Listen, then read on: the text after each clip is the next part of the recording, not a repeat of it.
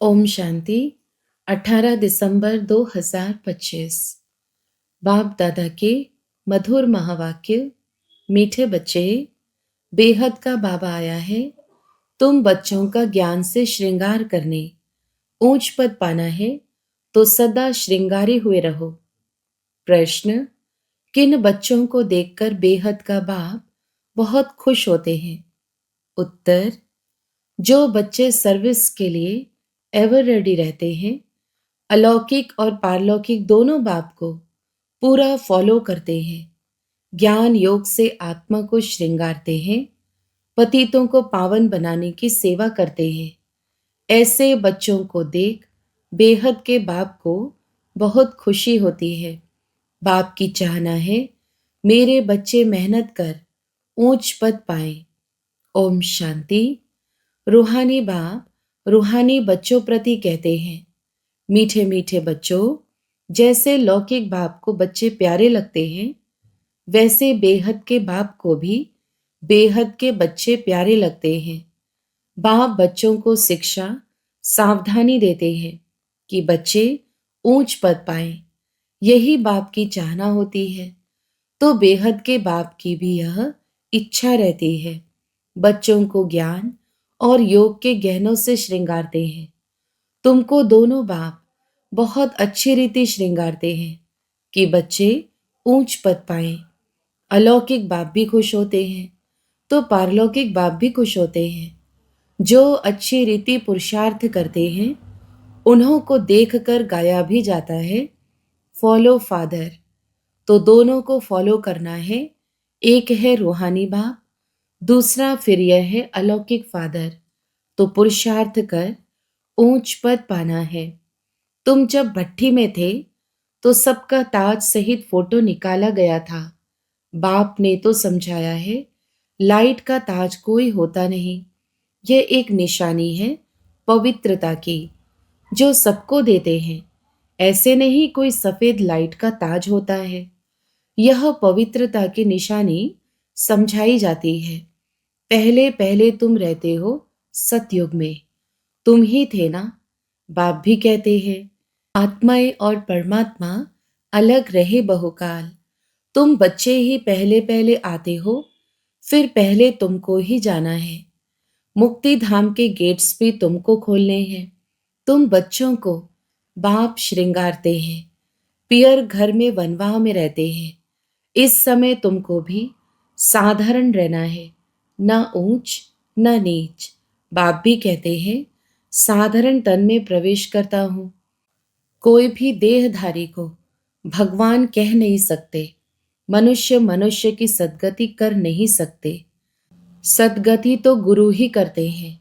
मनुष्य 60 वर्ष के बाद वानप्रस्थ लेते हैं, फिर गुरु करते हैं।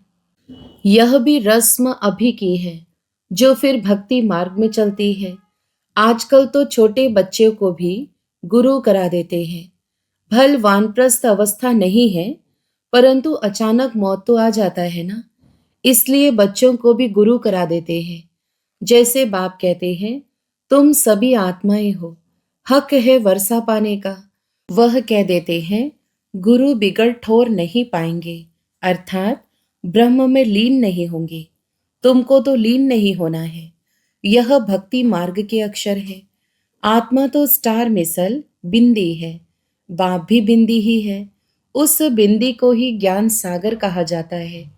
तुम भी छोटी आत्मा हो, उसमें सारा ज्ञान भरा जाता है। तुम फुल ज्ञान लेते हो, पास विद ऑनर होते हैं ना। ऐसे नहीं कि शिवलिंग कोई बड़ा है। जितनी बड़ी आत्मा है, उतना ही परमात्मा है।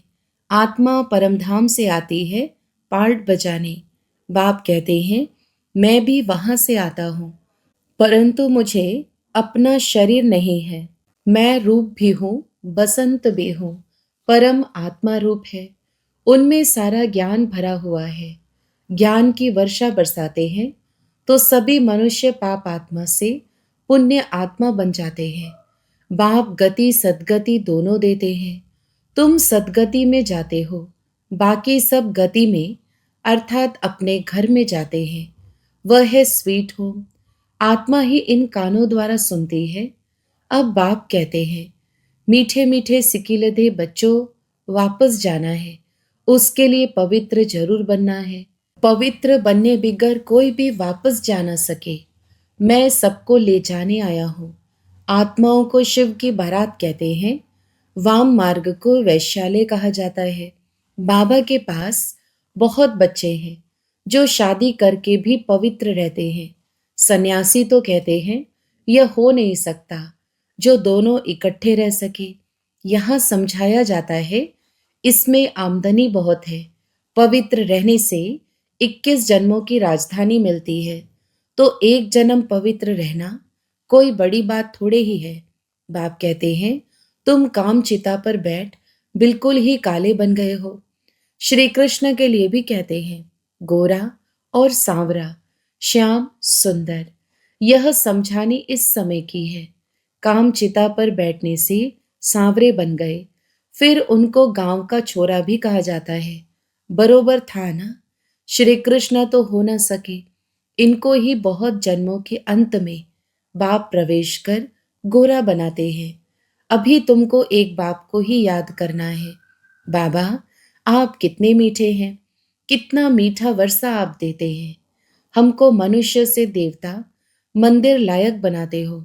ऐसे ऐसे अपने से बातें करनी है, मुख से कुछ बोलना नहीं है। भक्ति मार्ग में आप माशूक को कितना याद करते आए हैं। अभी आप आकर मिले हो। बाबा आप तो सबसे मीठे हो, आपको हम क्यों नहीं याद करेंगे। आपको प्रेम का, शांति का सागर कहा जाता है। आप ही वर्षा देते हो, बाकी प्रेरणा से कुछ भी मिलता नहीं है। बाप तो सम्मुख आकर तुम बच्चों को पढ़ाते हैं। यह पाठशाला है ना। बाप कहते हैं मैं तुमको राजाओं का राजा बनाता हूँ। यह राजयोग है। अभी तुम मूल वतन, सूक्ष्म वतन, स्थूल वतन को जान गए हो। इतनी छोटी आत्मा कैसे पार्ट बजाती है भी बना बनाया। इनको कहा जाता है अनादि अविनाशी वर्ल्ड ड्रामा। ड्रामा फिरता रहता है, इसमें संशय की कोई बात नहीं। बाप सृष्टि के आदि मध्य अंत का राज समझाते हैं। तुम स्वदर्शन चक्रधारी हो। तुम्हारी बुद्धि में सारा चक्र फिरता रहता है, तो उससे तुम्हारे पाप कट जाते हैं। बाकी श्री कृष्ण ने कोई स्वदर्शन चक्र चलाकर हिंसा नहीं की। वहां तो ना लड़ाई की हिंसा होती, न काम कटारी चलती है। डबल अहिंसक होते हैं। इस समय तुम्हारी 5 विकारों से युद्ध चलती है, बाकी और कोई युद्ध की बात ही नहीं। अब बाप है ऊंचते ऊंच, फिर ऊंचते ऊंच यह वर्षा लक्ष्मी नारायण इन जैसा ऊंच बनना है। जितना तुम पुरुषार्थ करेंगे उतना ऊंच पद पाएंगे। कल्प कल्प वही तुम्हारी पढ़ाई रहेगी। अभी अच्छा पुरुषार्थ किया तो कल्प कल्प करते रहेंगे। जिस्मानी पढ़ाई से इतना पद नहीं मिल सकता जितना रूहानी पढ़ाई से मिलता है। ऊंचते ऊंच यह लक्ष्मी नारायण बनते हैं। यह भी है तो मनुष्य, परंतु दैवी गुण धारण करते हैं, इसलिए देवता कहा जाता है। बाकी 8-10 भुजाओं वाले कोई है नहीं। भक्ति में दीदार होता है तो बहुत रोते हैं, दुख में आकर बहुत आंसू बहाते हैं। यहाँ तो बाप कहते हैं आंसू आया तो फेल, अम्मा मरे तो हलवा खाओ। आजकल तो बॉम्बे में भी कोई बीमार पड़ते व मरते हैं तो बीके को बुलाते हैं कि आकर शांति दो। तुम समझाते हो आत्मा ने एक शरीर छोड़ दूसरा लिया, इसमें तुम्हारा क्या जाता। रोने से क्या फायदा। कहते हैं इनको काल खा गया। ऐसी कोई चीज है नहीं। यह तो आत्मा आपे ही एक शरीर छोड़ जाती है, अपने समय पर शरीर छोड़ भागती है। बाकी काल कोई चीज नहीं है।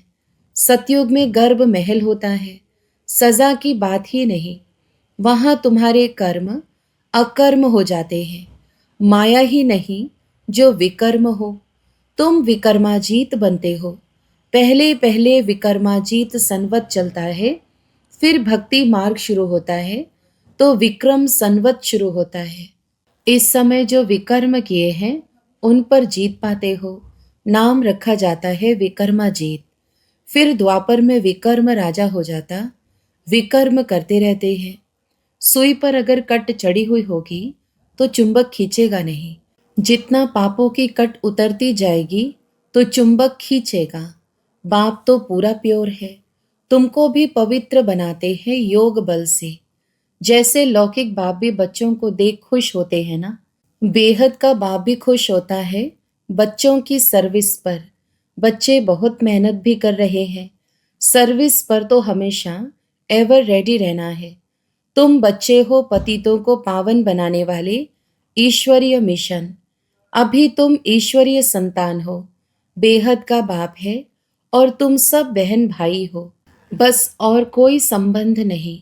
मुक्ति धाम में है ही बाप और तुम आत्मय भाई भाई। फिर तुम सतयुग में जाते हो तो वहाँ एक बच्चा, एक बच्ची, बस। यहाँ तो बहुत संबंध होते हैं, चाचा, काका, मामा आदि। मूल वतन तो है ही स्वीट होम, मुक्ति धाम। उसके लिए मनुष्य कितना यज्ञ तप आदि करते हैं, परंतु वापस तो कोई भी जा ना सके। गपोड़े बहुत मारते रहते हैं। सर्व का सद्गति दाता तो है ही एक, दूसरा ना कोई। अभी तुम हो संगम युग पर, यहाँ है ढेर मनुष्य। सतयुग में तो बहुत थोड़े होते हैं, स्थापना फिर विनाश होता है।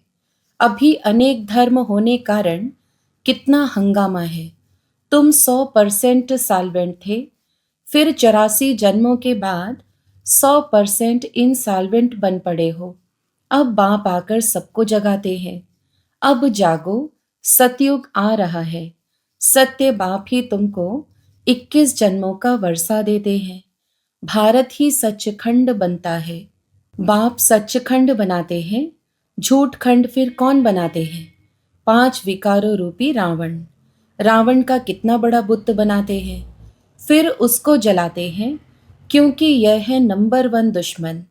मनुष्यों को यह पता नहीं है कि कब से रावण का राज्य हुआ है। बाप समझाते हैं, आधा कल्प है राम राज्य, आधा कल्प है रावण राज्य। बाकी रावण कोई मनुष्य नहीं है जिसको मारना है। इस समय सारी दुनिया पर रावण राज्य है। बाप आकर राम राज्य स्थापन करते हैं, फिर जय जयकार हो जाती है। वहां सदैव खुशी रहती है। वह है ही सुख धाम। इनको कहा जाता है पुरुषोत्तम संगम युग। बाप कहते हैं, इस पुरुषार्थ से तुम यह बनने वाले हो। तुम्हारे चित्र भी बनाए थे, बहुत आए, फिर सुनंती कथनती भागंती हो गए।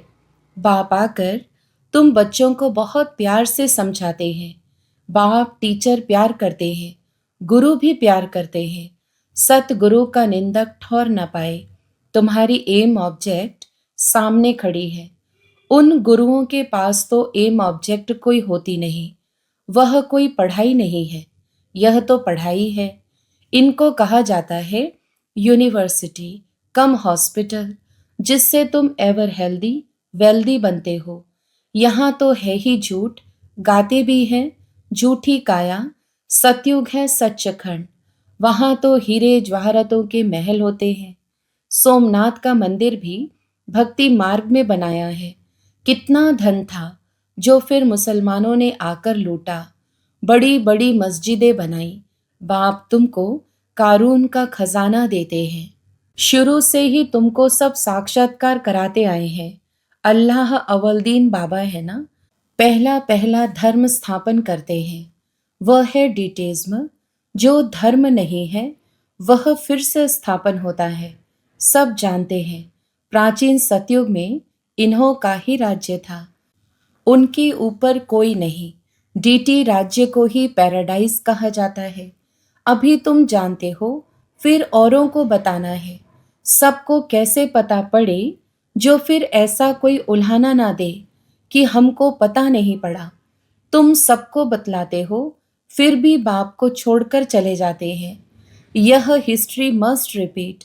बाबा के पास आते हैं तो बाबा पूछते हैं, आगे कभी मिले हो? कहते हैं, हाँ बाबा, 5000 वर्ष पहले हम मिलने आए थे, बेहद का वर्षा लेने आए थे। कोई आकर सुनते हैं, कोई को साक्षात्कार होता है ब्रह्मा का, तो वह याद आता है। फिर कहते हैं हमने तो यही रूप देखा था।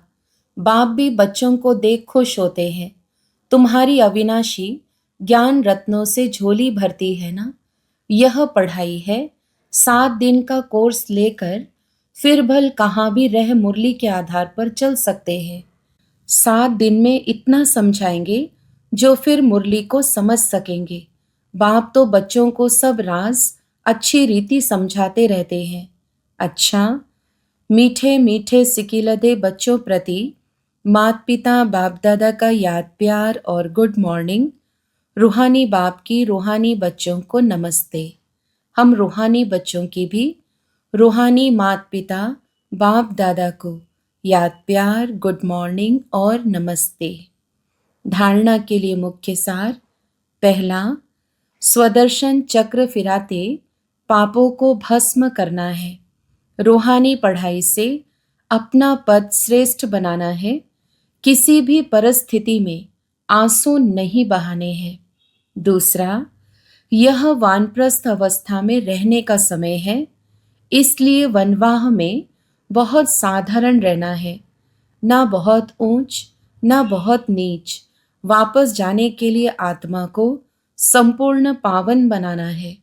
वरदान, सदा मोल्ड होने की विशेषता से संपर्क और सेवा में सफल होने वाले सफलता मूर्त भव। विस्तार, जिन बच्चों में स्वयं को मोल्ड करने की विशेषता है वह सहज ही गोल्डन एज की स्टेज तक पहुंच सकते हैं। जैसा समय जैसे सरकमस्टांस हो उसी प्रमाण अपनी धारणाओं को प्रत्यक्ष करने के लिए मोल्ड होना पड़ता है। मोल्ड होने वाले ही रियल गोल्ड हैं। जैसे साकार बाप की विशेषता देखी, जैसा समय जैसा व्यक्ति वैसा रूप। ऐसे फॉलो फादर करो तो सेवा और संपर्क सब में सहज ही सफलता मूर्त बन जाएंगे। स्लोगन, जहां सर्वशक्तियां हैं वहां निर्विघ्न सफलता साथ है। अव्यक्त इशारे। अब संपन्न व कर्मातीत बनने की धुन लगाओ।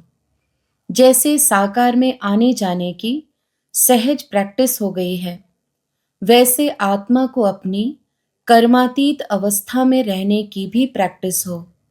अभी अभी कर्मयोगी बन कर्म में आना, कर्म समाप्त हुआ, फिर कर्मातीत अवस्था में रहना, इसका अनुभव सहज होता जाए। सदा लक्ष्य रहे कि कर्मातीत अवस्था में रहना है। निमित्त मात्र कर्म करने के लिए कर्म योगी बने, फिर कर्मातीत। अच्छा, ओम शांति।